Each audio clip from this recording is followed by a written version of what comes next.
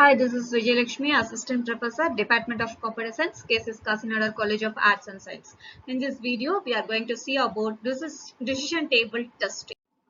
From the beginning of software development, testing has always been incorporated into the final stages. Over the years of technicality of software has increased dramatically. As this complexity increases, programmers realize that testing is just as important as the development stages. Nowadays, there are two main types of stages, white box testing and black box testing. A gray box testing is another type, but it is not so well known and it's sometimes used with decision table testing. White box testing. White box testing concerned with the internal structure of the software, whereas black box testing concerned with input or output of the program. And gray box testing using the logical relationship to analyze the input and output of the program. And decision table based testing is a functional testing method also known as black box testing.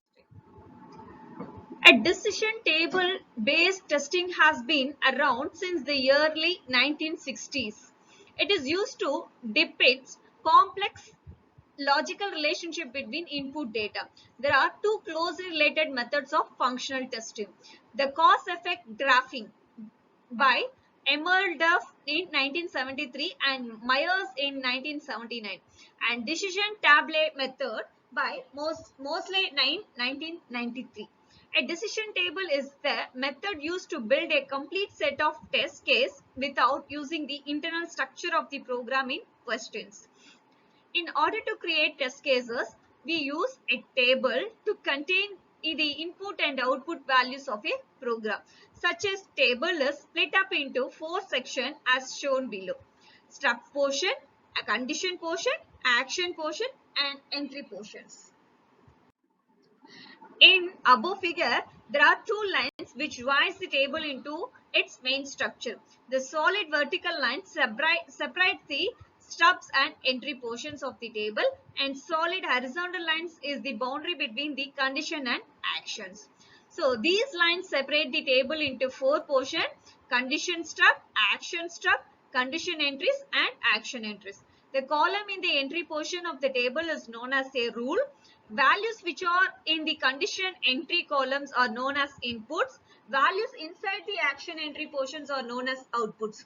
Outputs are calculated depending on the input and specification of the program. There is an example of typical decision table. The input in the given table drives the output depending on what condition this input meets. Notice the use of hyphen in the table below. These are known as don't care entries. Don't care entries are normally viewed as being false value which don't require the value to define the output. Figure shows its value from the input as true or false values, which are binary condition.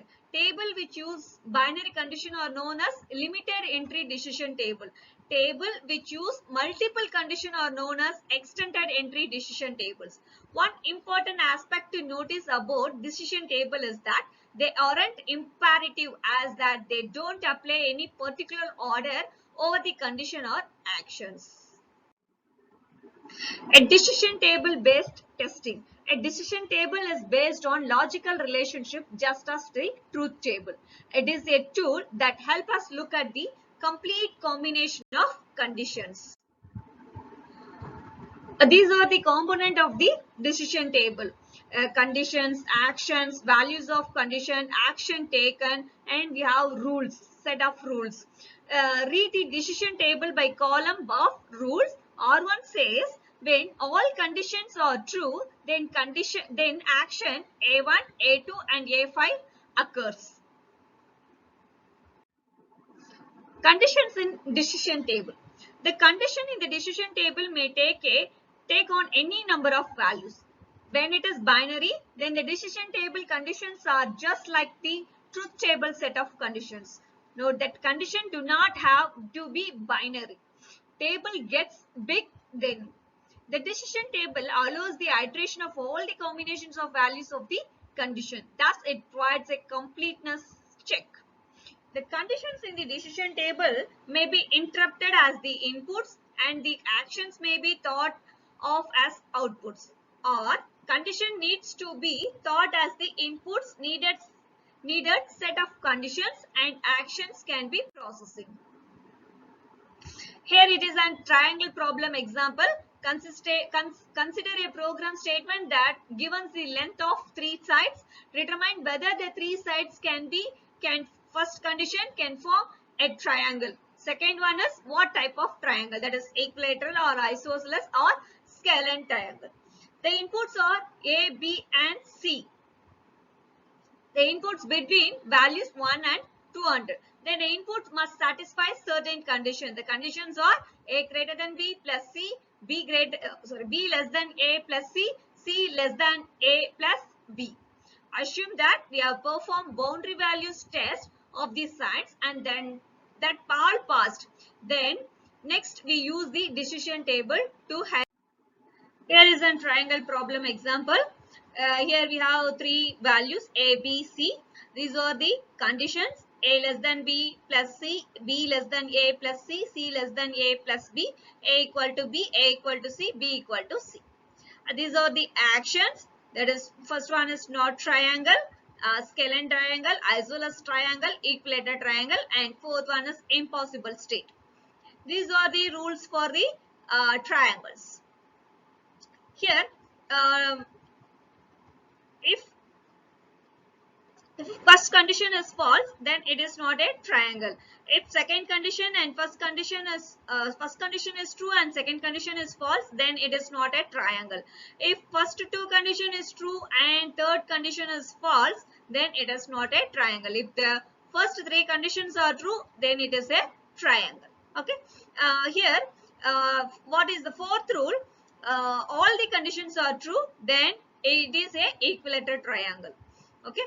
Then if any one of the condition, either A equal to C or B equal to C is false and other conditions are true, then it is a impossible case. That is, it is not a triangle, or it is not a triangle. This case is not possible. So this and this is the last rule. We first three conditions are true and last three conditions are false, then it is a scalene triangle. How many test cases for triangle problem? There is an invalid situation, not a triangle. There are three set test conditions in the decision table. Note that hyphen entries which represent don't care when it is determined that the input sides A, B, C do not form a triangle.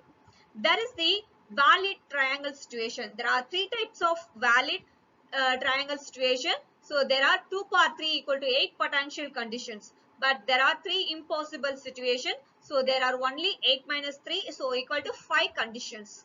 So for valid values of A, B and C, we need to come up with 8 set of A, B, C values to test the 8 rules. And advantage and disadvantage of decision tables. Advantages: allow us to start with a complete view with no concentration of dependence. Allow us to look at and consider dependence, impossible and not relevant situation and eliminate some test cases.